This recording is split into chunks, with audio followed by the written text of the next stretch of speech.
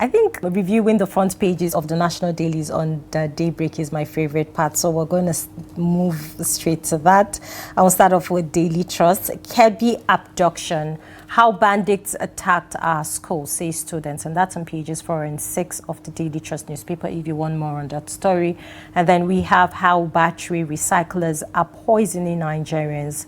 And that's on page 44 of the Daily Trust newspaper. And federal government to introduce TIV NUPE degree programs. And that's on page 37 of the Daily Trust newspaper. At $46.7 billion, so foreign reserves hit a 7-year high, and that's on page 35 of the Daily Trust newspaper, if you want more on that story. We also have PDP Turaki Wike camps clash at Secretariat, and that's on pages 16 and 17 of the Daily Trust newspaper. Health workers strike paralysis hospitals. I beg your pardon, paralyzes hospitals, and that's on page 12 of the Daily Trust newspaper. And 44 lawmakers write Tinubu seek Kanu's release, and that's on page 37 of the Daily Trust newspaper. And lastly, why I applied for immigration job. Visually impaired man made that statement, and that's on page 8 of the Daily Trust newspaper. If you want more on the headlines, you can grab yourself a copy to stay informed. Okay, we move to The Guardian, where we have fears of one-party drift intensify as PDP crisis worsens, turns violent, and that's on page 6 of The Guardian newspaper. House in rowdy session over INEC's powers to monitor party activities, and that's on page 3 of The Guardian newspaper. UN world leaders demand faster action on Paris Agreement, and that's on page 3 of The Guardian newspaper. ASU rejects federal government's proposed salary increment, and that's on page 7 of The Guardian newspaper, if you want more on that story. We also have Biafra lobby network fueling Christian genocide campaign in the US, and that's on page 3 of the Guardian newspaper. Internet users suffer global disruptions, prolonged glitches, and that's on page 4 of the Guardian newspaper. Reps probe oil sector and borrowers funds abandoned properties, and that's on page 4 of the Guardian newspaper. And lastly, Kebbi school abduction sets off a military push, political backlash, regional alarms, and that's on page 8 of the Guardian newspaper. If you want more on the headlines, you can grab yourself a copy to stay informed. Okay, next up we have Nigerian News Direct. Power tussle, PDP crisis escalates as Wike-led faction expels Makinde Turaki, body judge others. As faction dissolves states executives in 6 states, others fresh congresses as Turaki's PDP faction postpones NWC meeting till today. That's on page 8 of Nigerian News Direct. AGF unveils system reforms to boost transparency in World Bank funded projects, and that's on page 4 of Nigerian News Direct. Elumelu to Nigerian entrepreneurs, a skill for purpose building lasting institutions. Still on page 4, if you want more on that story. And then we have 2025 licensing round will set a new benchmark for transparency, says NUPRC. That's on page 13 of Nigerian News Direct if you want more on that story. We have Nigeria's foreign reserves hit $46.7 billion, highest in 7 years, and that's on page 14 of Nigerian News Direct. Okay, let's move straight ahead to our reviewer this morning. Ben Shamang is with us. Good morning. Thank you for joining us this morning. Thank you for having me. Okay, let's start off with Daily Trust. As an echo on other newspaper front pages of newspapers this morning about the Kebbi abduction, how bandits attacked our schools. You know, a student who was able to, hid herself in the toilet when the attack was ongoing is now coming out to narrate the story and what happened. Really, what do you make of the incessant kidnappings, most especially in schools? Yes, and not just most especially in schools. They also target female hostel schools. Now, it says something concerning the Safe School Initiative, where they're supposed to guard the schools, they're supposed to protect the students, There's also the need to also do some rescue, just like we have now. Now, where are the perimeter fences that are supposed to be there? We are told there were policemen, but what was the number? So you also look at the porous nature of the school environment. Now, if the kidnappers also storm the wall or storm the gate, I mean, there ought to be some more of the security men because the police apparently were overpowered. Then you also look at the time of this incident. That was around 5 a.m. 5 a.m., the Muslim world was already doing ablution, going for their early morning prayer. So we ought to have seen that many people actually reacted. Then let me juxtapose or put that side by side with what happened with Brigadier General Uba. You see, when he communicated to his base, look, I'm alive, I'm in so place, he expected rescue. But at what point did that leak and it became a global issue? People knew where he was, including the bandits. Now, if we could do that for that man, why is it that we cannot do it for these girls? When the people stormed there, we ought to have seen Nigerians also fawning to say, look, these people are in this place. And when they do take these victims, how do they take them out? 25, now we're told they are 26. Was it that they just took them on foot? No, they Look count at what happened in 24 Kaduna because we State. have You know, two of it's a the serious students matter. that escaped. It was 26, but according to reports, they're now 24. Well, okay, whatever the number, all we know is some people were kidnapped, and that is happening when governors were busy fighting as to who has authority to control PDP. And I could see Governor Kefas. I think he was the only one who appeared to be a bit sensitive in Absolutely. terms of crossing over to APC. He said, look, because of what has happened in Kebbi, these are children, these are our children, lives are involved. So he decided to put that movement, in abeyance. So we ought to have seen many of these Nigerians becoming very, very sensitive. But the insensitivity that we are seeing, whether it's just 5 people or 1 person that has been kidnapped, I think that people should not just be going as if nothing has happened Yes. or it is usual. So nothing new, nothing strange. It's that deja vu. We've seen it before. So it's like you are saying it will continue again. I think it shouldn't be. All right, let's look at another headline that is topmost on every newspaper this morning, which of course is the PDP. Turaki Wike comes clash at party secretariat. We saw what happened yesterday, quite very chaotic and disappointing, if I must say. I mean, we saw so many things happened. We saw, Turaki sinking international intervention calling on Trump to save the party. And then we also saw how, the violence erupted between the two factions, the thugs that came in, a whole lot of disruptions.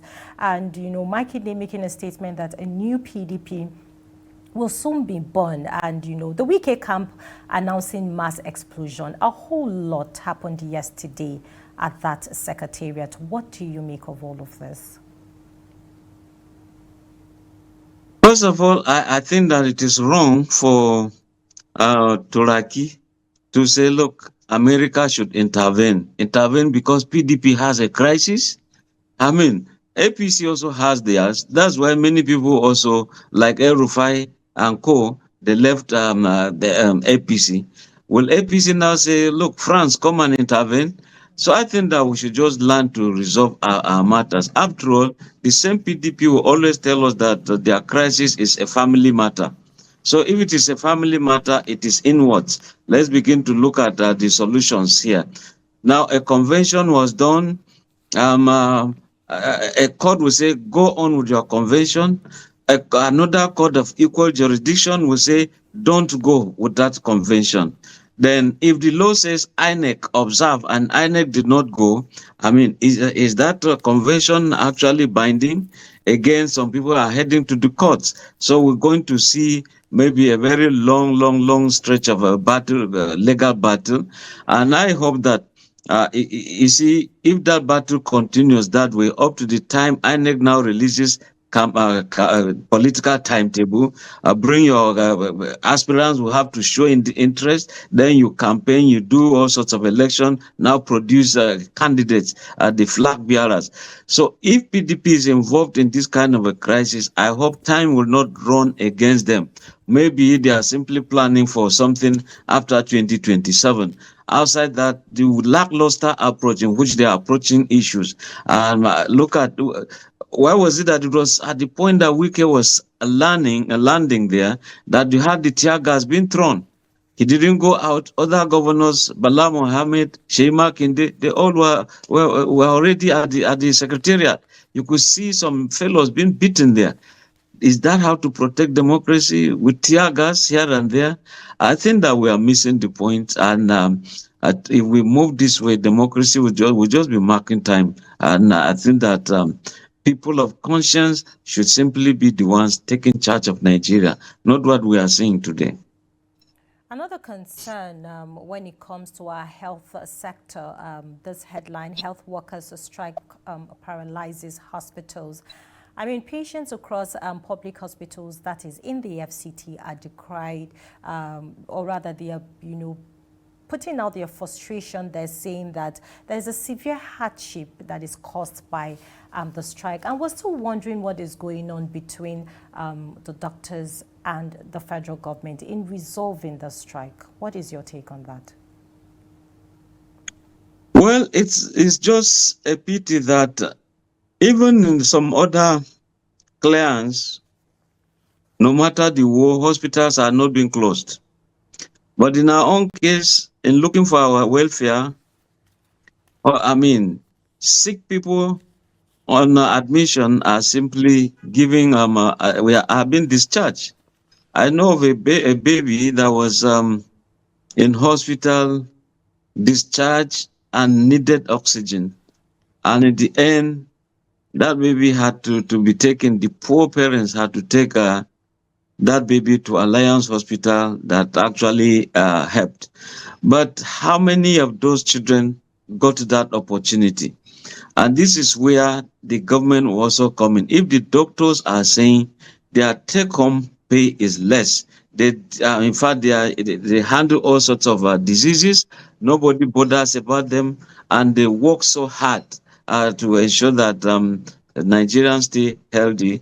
I think that the government too should look at it. It shouldn't be that you promise and fail, blame something else, just like it is happening in with ASU. But the doctors too, let us look at it. Life is sacrosanct. Government, you said you promised you give every Nigerian good health. So is this the approach in terms of giving good health? But there has to be a way out of this matter. It's always not the strike that is the issue that will bring Nigerians out of the woods. All right. Thank you, Ben Sharma. I think, my director just told me that we have 4 minutes left. So quickly, I want us to look at this headline, which is federal government to introduce TIF-NUPE degree programs. Really, when you look at it, is it really, a major step in recognizing or rather preventing our Nigeria linguistic heritage? Some people will say TIF-NUPE as a degree. At the end of the day, what will that fellow make use of that degree for? So what is your take on this? Well, it is common just when they said at the primary school level, English language has to be compulsory. Forget about the language, the dominant language of your environment. Now we're seeing a new language being introduced, TIF and NUPE. If you go to the National Institute of Cultural Orientation in Zone 7 here, they are busy teaching Yoruba, Hausa, Igbo, Bagi, and so in other words, there is that heritage that must be sustained language-wise. But when you select these two, Yes, the Domas will come in, the Sholyo people will come in, the Igbira people will come in. We have so many of them. But again, if it is to kind of maintain a heritage, good and fine. But how many can we actually sustain? I really don't know whether to clap for this, but I can see that in Kano State, professors are busy instead of having chemistry in English language, physics in English language, or mathematics, they have turned that all in Hausa. They are teaching physics in Hausa language, chemistry in Hausa language, and by the time the children combine the two, English and Hausa, you see that there's a better grasp of the situation. Why don't we apply science and tech in some of other languages that are on board? But if government feels that's what they want to do, they have prescribed and we just pick it because we could be the majority, but in this case, the minority has the power and they've so prescribed. So we just follow. So kudos to the thief people, kudos to the Nupe people. Ashelafia or that would be Igala. Nupe, well, I don't know what to say. Selaji. And then Unsu for the thief people. One. So congrats to them. Voice of Nigeria for reviewing the front pages of our national dailies this morning. Thank you. All right, that is all we have for you this morning on Daybreak. Thank you to all of our viewers that watched today, and also to every single person that called in to share their thoughts during our interactive segment, and to our guests who made it here to the studio to have a discussion with us and helping us to unpack the topics. Make sure you tune in tomorrow morning, same time, and also do not forget to follow us on all of our social media platforms, and also subscribe to our YouTube channel for more news. I am Mimuna Bagudu. I'll see you tomorrow morning. Myself and Hawa will be on the show. Good enough. Have a great day and stay safe. Bye-bye.